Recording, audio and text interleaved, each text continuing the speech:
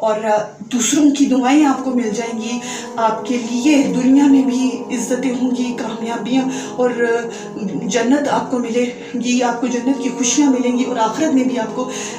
جنت نصیب ہوگی، اور سب سے بڑھ کر پیارے آقا صلی اللہ علیہ وآلہ وسلم کا قرب نصیب ہوگا۔ یہی وہ دور ہے جس میں ہر انسان تکلیف میں مبتلا ہے، مصیبتوں میں مبتلا ہے، پریشانیوں میں مبتلا ہے، دکھوں میں مبتلا ہے۔ تو کیوں نہیں ہر ایک کو درود شریف کی طرف لا کر اس کی زندگی سے جب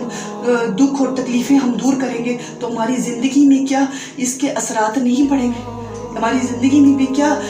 اس انسان کے دکھ دور کرنے سے ہماری زندگی کے بھی دکھ دور نہیں ہو جائیں گے؟ ہماری بھی تکلیفیں دور نہیں ہوں گی؟ اللہ ہم سے بھی راضی نہیں ہوگا کیا؟ بلکہ بہت راضی ہوگا، کیونکہ ہم نے پیارے آقا صلی اللہ علیہ وآلہ وسلم کے امتی کو تکلیف سے نکالا، اس کا دکھ دور کیا، اس کی پریشانیاں دور کی، تو اللہ بھی ہم پر رحمت ہی رحمت فرمائے گا۔ ایک درود شریف پڑھے تو رحمت کے 70 دروازے کھل جاتے ہیں، تو ہزاروں درود شریف پڑھتے جائیں گے تو سوچیں کیا عالم ہوگا اللہ کی رحمت کا، پیارے آقا صلی اللہ علیہ وسلم کی نگاہ شفقت کا، پیارے آقا صلی اللہ علیہ وآلہ وسلم کی محبت کا، جو آپ پر برستی رہے گی، آپ کی زندگی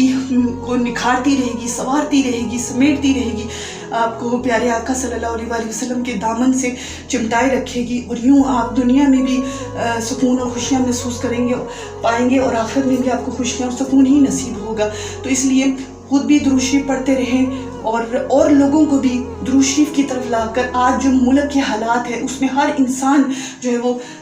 ملک کی حالات کی وجہ سے اتنی تکلیفوں کا شکار، بے بسی کا، محرومیوں کا، پریشانیوں کا، مصیبتوں کا شکار ہے، تو ان کو درود شریف کی طرف لائیے، اپنی ذات سے اپنے معاشرے میں مثبت کردار ادا کریں، اپنے لوگوں کے لیے نفع بخش بنیں، اپنے معاشرے کے لوگوں کے لیے فائدہ مند بنیں، انہیں بہتری کی طرف لائیں، ان کی زندگیوں پر انقلاب لائیں، ان کی زندگیوں میں تبدیلیاں لائیں، تو آپ کی ساری کی ساری زندگی، آپ کی ساری کی ساری پریشانیاں بھی ختم ہو جائیں گی۔